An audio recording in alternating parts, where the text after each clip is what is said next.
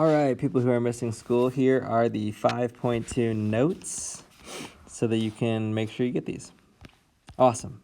Remember this, solve for x. Hopefully you remember it from the homework the night before. But in order to do a solving for x, we need to get all the x's to one side, all the numbers to the other side, and then finish isolating x by dividing the term off or multiplying something off. So let's do that.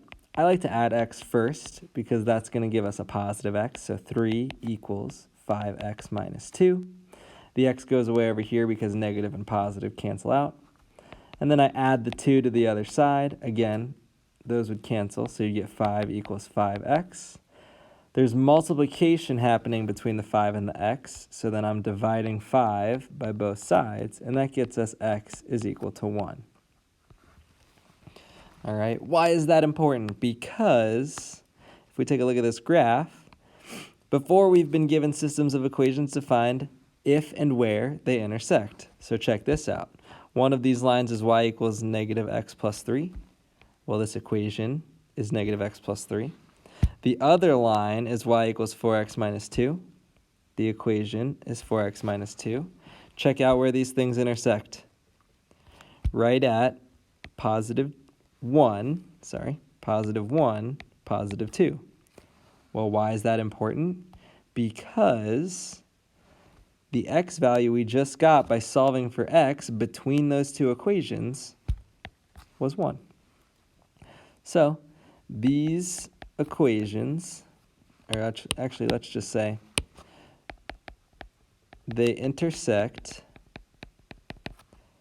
at 1, 2, and then we'll say, that's good. What do we notice? They intersect at 1, 2. We'll say which is the same x value if we would solve. Yeah, that's good. They intersect at 1, 2, which is the same x value if we would solve.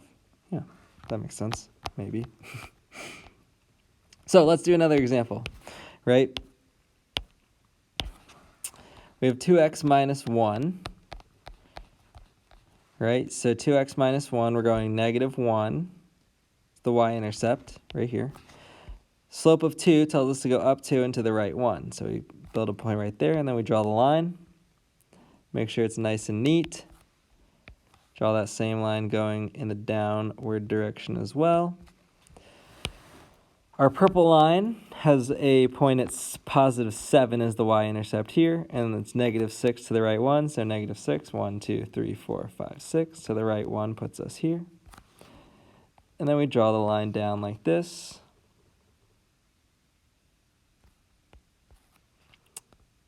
Draw it the other way as well, even though we don't really need to because we already see the spot where it's intersecting.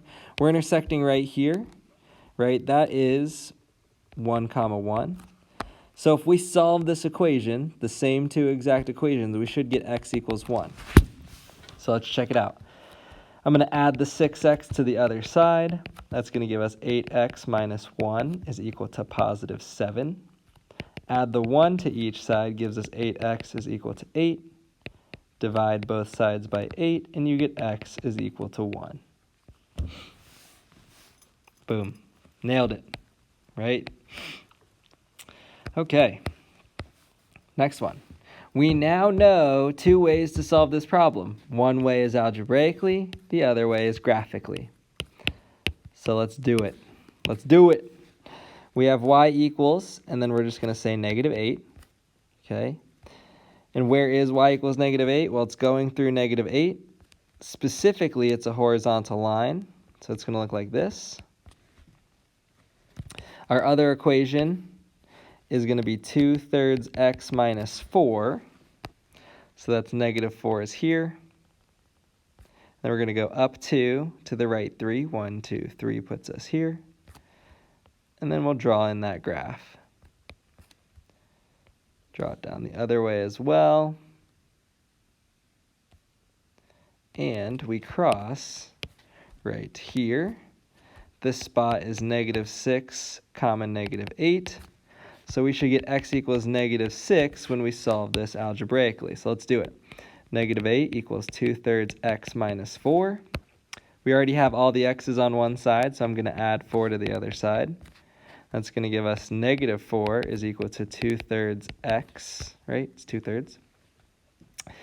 How do we get 2/3 x off of here? Well, you could do it in one step by multiplying by 3/2, okay? Or you can do it in two steps. I like doing it in two steps. So let's do multiply by 3 on both sides. Why does that help? Because the 3 in the numerator cancels with 3 in the denominator. So then that's -12 is equal to 2x. And then divide each side by 2, and you get -6 is equal to x. Boom. Okay, there it is. Both the same thing. All right. Another graphing one. It says show both methods to solve. So let's do it graphically first. So -1/2 x minus 3. Let's graph it. So -3 is here. -1/2 tells us to go down 1 and to the right 2, which puts us right here. Going to graph that out. Looks something like this. Graph it the other way. It's going like that. The next graph is -1/2 x minus 3. Oh, I just did that one. Oh yeah, wait, they're both the same thing. So we go -3, going down into the right, the same. Going up into the left, the same way, just like that. And so, when the two lines overlap like this, the answer is actually a really unique answer called infinitely many solutions. Infinitely many solutions. Okay, and why is that? Because every time the lines intersect, that's an answer. So they intersect here and here and here and here and here and here and here. So they intersect infinite number of times because they're just stacked right on top of each other. So let's do this one algebraically and see what happens. -1/2 x minus 3 is equal to -1/2 x minus 3. I'm going to add the 3 to both sides. That's going to give us -1/2 x. All of the 3's cancel, so -1/2 x is equal to -1/2 x. We need to combine the x's, so I'm adding 1/2 x to both sides. Well, that's also going to cancel all of those things, so we get 0 is equal to 0. Well, when this happens, the answer, because this is true, is infinitely many solutions. Okay, so we've already written that up here. What happens if you would do this algebraically and you get down to a point that's like 6 equals 0? Okay, this is not a true statement, so the solution to this question would be that there is no solution. The lines would never cross each other. Okay, so if you're ever doing a question like this and you get something that looks like this, or just any statement that's not true, it could be 2 equals to 1, it could be 3 equals to 7, any of these. Anything that's not a true statement, you just go to no solution. Okay, so true statement, infinitely many solutions. Not a true statement, no solution. Last one. Why is this useful to us? Because now we can just graph in Desmos and figure out answers that we need. So it says, what if we were asked to solve x squared minus 9 equals -2x minus 1? Well, what we would do is we would just pull up Desmos right here.